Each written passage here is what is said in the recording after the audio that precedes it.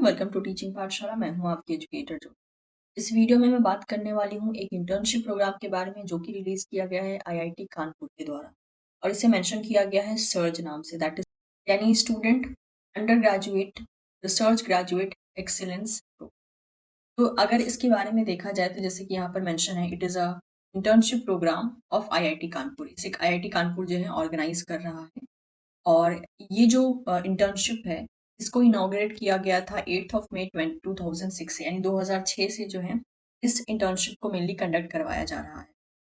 इस प्रोग्राम के अंडर में जो है undergraduate students as well as जो पोस्ट ग्रेजुएट स्टूडेंट्स होते हैं, if they are interested in doing the research, तो वो सारे स्टूडेंट जो हैं इस इंटर्नशिप के लिए अप्लाई कर सकते हैं।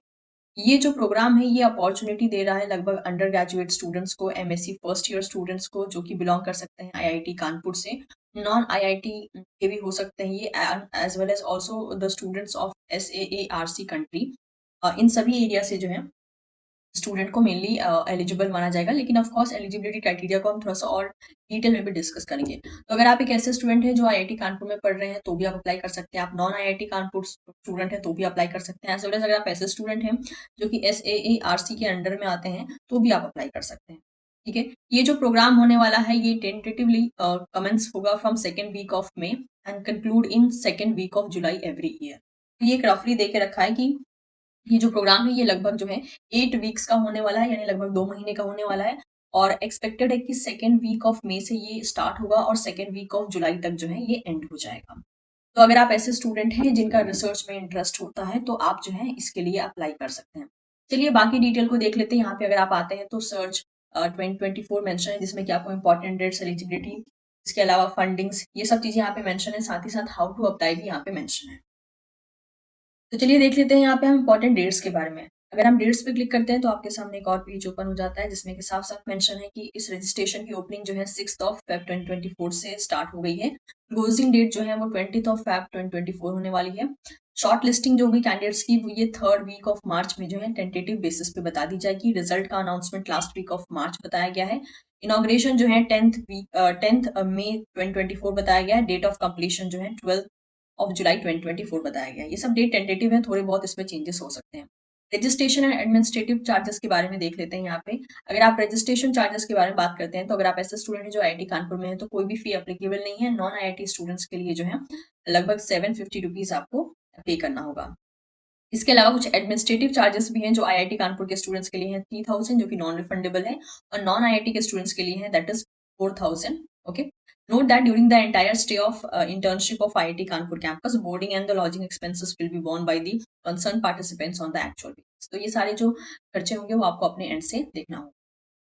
एलिजिबिलिटी क्राइटेरिया के बारे में हम बात कर लेते हैं। एलिजिबिलिटी क्राइटेरिया में जो है यहाँ पे एसएआरसी कंट्री के स्टूडेंट्स के लिए एलिजिबिलिटी क्राइटेरिया अलग है, आईआईटी कानपुर के स्टूडेंट्स के लिए अलग है, नॉन आईआईटी कानपुर के स्टूडेंट्स के लिए अलग है। तो अगर आप ऐसे स्टूडेंट्स हैं जो कि एसएआरसी कंट्री जो कि होता है, जो कि यहाँ पे मेंशन है, नेपाल एंड भूटान के अंडर में आते हैं, तो लगभग यहाँ से जो है मैक्सिमम 4 स्टूडेंट्स को सेलेक्ट किया जाएगा और इसी दौरान जो है आपको 12,500 रुपीज का जो है स्कॉलरशिप आपको देखने को मिल सकता है।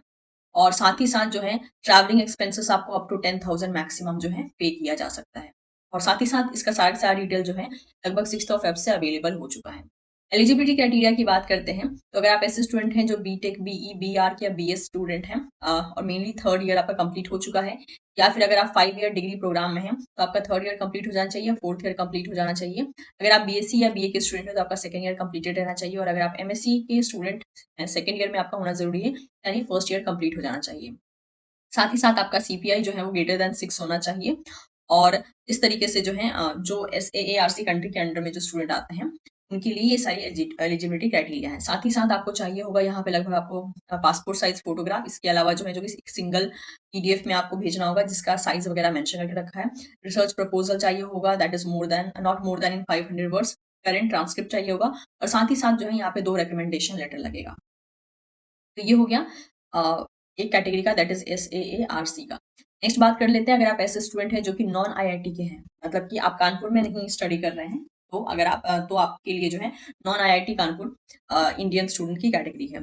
तो इस केस में जो है आपका सीपीआई जो है ग्रेटर देन या इक्वल टू 6 होना चाहिए और आप जो है समर इंटर्नशिप के लिए अप्लाई कर सकते हैं।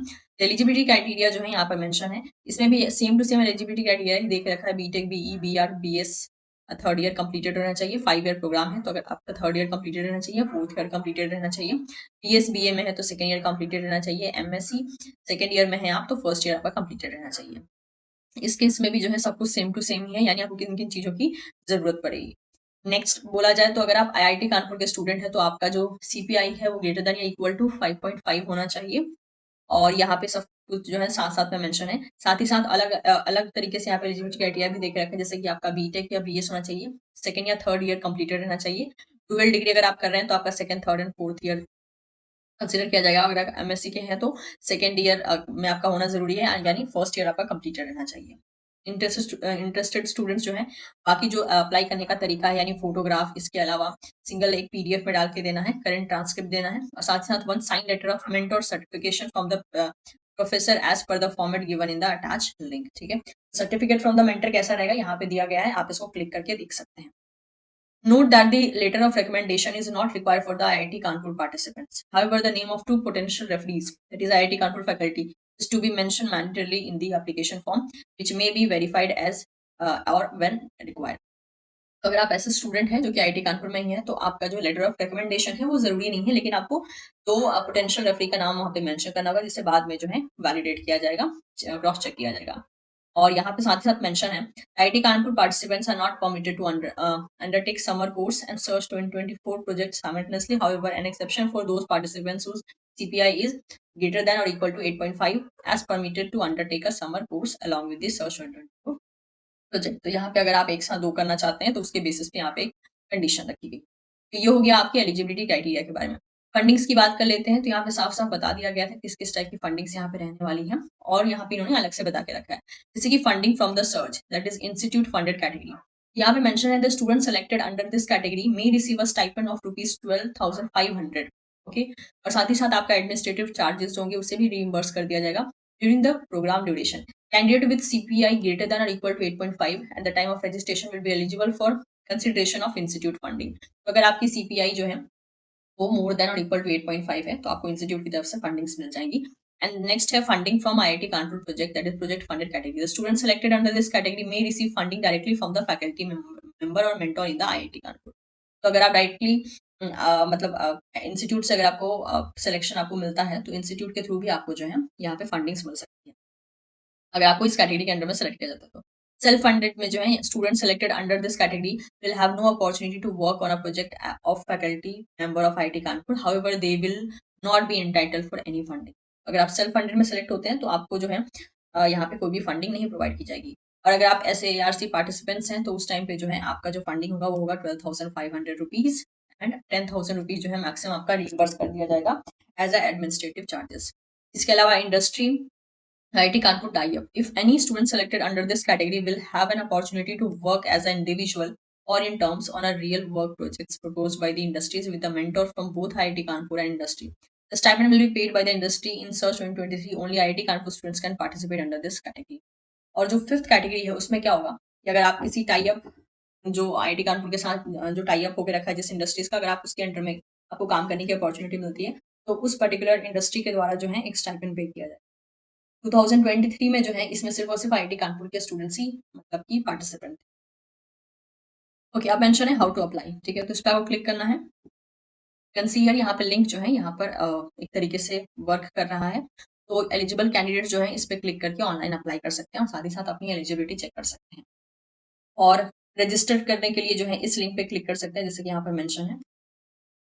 यहाँ पे साफ-साफ सारी डिटेल्स बता के रखे हैं कि किन बच्चों के लिए क्या-क्या पेमेंट रहने वाला है। जैसे कि नॉन आईआईटी के लिए 750 रुपीज़ जो है यहाँ पे रजिस्ट्रेशन फी रहने वाली है। बाकी सबको आप गो थ्रू कर सकते हैं कि आपको प्रॉपर ढंग से जो है फॉर्म फिलअप करना है और जो-जो चीज़ें माँगी गई है वो चीज़ें जो है आपको फिलअप करनी होगी। इसके अलावा अगर देखा जाए यहाँ पे तो अवार्ड्स में काफ़ी कुछ मेंशन है। जैसे कि अगर यहाँ पे सर्च 2023 के बारे में देखा जाए 2022, 2021 तो इन सब में जो है आपको अवॉर्डीज़ के नाम जो है मेंशन देखने को मिलेगा कि कौन-कौन से बच्चों को जो है अवार्ड दिया गया था डिपेंडिंग अपॉन देयर परफॉर्मेंस। तो जैसे कि अगर मैं साइंस बैकग्राउंड से देखूँ तो यहाँ पे आप देख सकते हैं। नेम ऑफ पार्टिसिपेंट्स, इसके अलावा इंस्टीट्यूट कौन-सा था, डिपार्टमेंट कौन-सा था, मेंटर का नाम क्या था, प्रोजेक्ट का टाइटल क्या था। सिमिलर बेसिस पे यहाँ पे अगर आप देखना चाहें कि एक्चुअल में सर्च 2023 में क्या-क्या प्रोग्राम हुए थे, तो आप जो है यहाँ पे क्लिक करके इसको गो थ्रू कर सकते हैं। इट इज़ 2023, 2024 का जो एनुअल रिपोर्ट है यहाँ पे दे के रखा है। सिमिलर बेसिस पे जितने भी साल में ये हुआ है, सभी पे आप क्लिक करके इनका डिटेल देख सकते हैं, ठीक है? जैसे कि अगर मैं इस रिपोर्ट को ओपन करती हूँ, तो यू कैन सी हियर यहाँ पे सब कुछ बहुत अच्छे से बता के रखा है एक पीडीएफ में कि क्या-क्या जैसे ये रहा एनुअल रिपोर्ट फॉर सर्च 2023 इसमें कि आप देख सकते हैं अलग-अलग बेसिस पे जो है यहाँ पर बहुत सी जो-जो चीज़ें दी गई थी, किसके द्वारा क्या प्रेज़ेंट किया गया था, बहुत कुछ यहाँ पे डिटेल में दे के रखा है, बहुत से स्टूडेंट्स के भी यहाँ पे डिटेल है।